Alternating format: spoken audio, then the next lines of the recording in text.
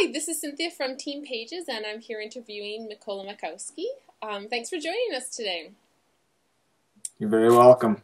So I'm just going to ask you a few questions about speed skating. Can you tell me about where you grew up and what your favorite sport was growing up? I grew up in Regina, Saskatchewan, and my favorite sports growing up, I had several. I loved playing soccer. My brother and I always shot the basketball around in the driveway, and we'd always find some time to go play some shinny on the neighborhood rink. But soccer would probably be my most favorite sport. Okay, so when and why did you decide to switch over to speed skating? It was almost an accident where, one night, not an accident, but just kind of happened on a whim. I was probably about 8 years old, and my dad came home from work one day, and we were all sitting around the table eating supper, and he asked if we'd wanted to try speed skating because a coworker of his had a daughter that was a skater. And so both my brother and I kind of looked at each other and naively said, "Oh, sure, why not?" And we haven't stopped since. Cool. So do you still play soccer or any other sports, or do you just play speed skate now? Well, I guess, yeah, I play it here and there for a fun game, but I don't really have much time to do anything other than speed skate. Fair enough. So for people that aren't familiar with your speed skating career, do you think you could just give a brief overview of what you've done in the past couple of years, some of the races you've raced in?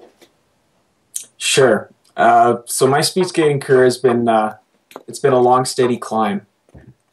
Since I've been a junior, when I was, I guess, just finishing up high school, I just missed qualifying for the World Junior Championships. I was one spot out. And from there, I've steadily improved, and I have made kind of big, huge jumps here and there, and just slowly and steadily improving. Over the last 3 years or so, I've now been on the national development team for 3 years now. And last year, I skated my first international competitions when I qualified for the Fall World Cups in, where did I go? Heerenveen, Holland, Berlin, Salt Lake City, Calgary, and Hamar, Norway. And so that put me in a pretty good position to qualify for the Olympics last year. And at the Olympic trials in December, I was close, but just missed qualifying for the Olympic team. I have a question. I was looking at your website earlier, and it seems as though you do a lot of training for speed skating. Well, off ice, we have, I guess, three main activities that we do. The first one are called imitations.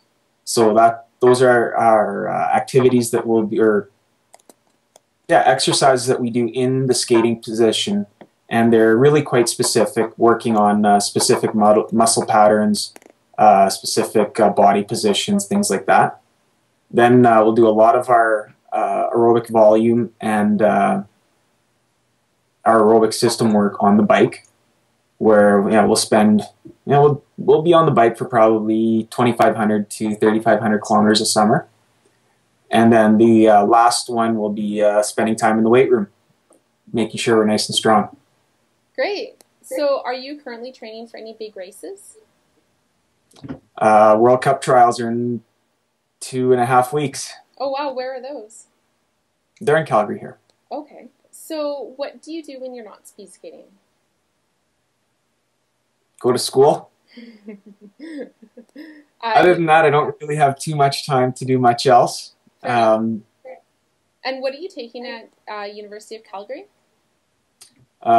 This year I'll finish up a double degree in chemical engineering and economics. Oh, congratulations. So can we ask what type of diet you eat when you're training?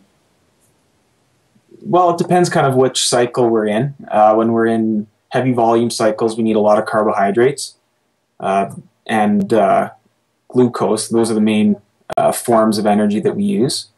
When we're in heavier, more intense blocks, we up the protein a little bit. And when we're in recovery blocks, we up the bad foods that we probably shouldn't be eating.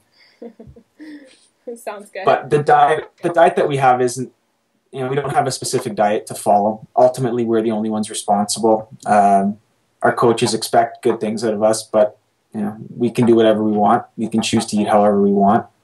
But if we don't eat relatively well, we're the only ones that suffer. Okay. So here at TeamPages, we have a lot of youth teams who aspire to become professional athletes. Do you have any specific advice for any young athletes who have a dream of becoming a professional or Olympic athlete one day? Don't be afraid to fail. You have to work hard. And it's kind of cliche, but if you expect to just make it to the top and it's just going to be a simple climbing a ladder, it's not going to happen. The approach I've always taken is, for me, I am always climbing a ladder, except I don't know how big or how small the next step is. The important thing is to be always moving forward. So every time you are practicing or playing or competing or whatever, you have to make sure that you're always moving in the right direction. And it's easy to get frustrated, and sometimes you will fail, I promise. But that's okay. That's part of the process. That's good advice.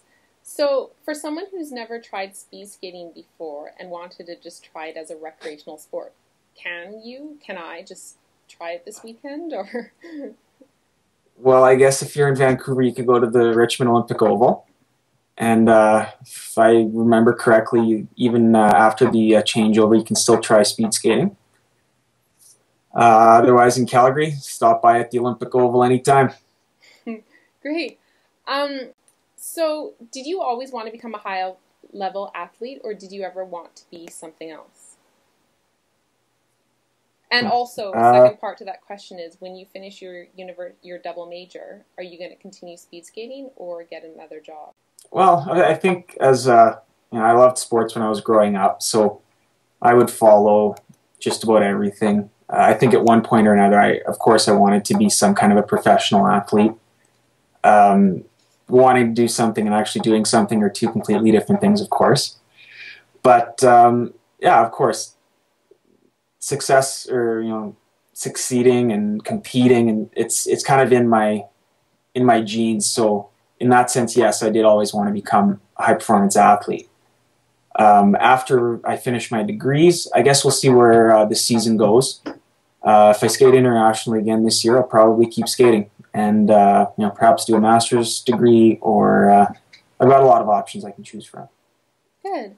So what do you do to prepare for a big race? Well, yeah, the night before is a pretty low-key time. At that point, there's nothing I can really do to be any better or worse prepared. So at that point, I just have to trust myself that I've done everything I can, and even if I haven't, there's nothing I can do to change that. So I just have to accept that that's where I'm at, and so I'll do things to not take my mind off of the race, but just to keep occupied, and then just go from there. Great. So can you tell me of any coaches that you had that were really inspirational? Or did you have any that were really inspirational? Yeah, my previous coach, Marcel Lacroix, he's a motivator. Going into these last 2 years, going to the Olympics, he instilled a team motto, TNT, today not tomorrow, and it was kind of a driving call, just because whenever we were when things were good, things were bad, we were tired, we didn't want to train, regardless of what kind of state we were at, that was the focus, was right now. It's the only thing that you have. Tomorrow hasn't happened yet, and the past is done. So that's what he was, quite a motivator, and I attribute that to a lot of the jumps that I made last year, and finally being able to qualify for World Cups and international competitions. Great.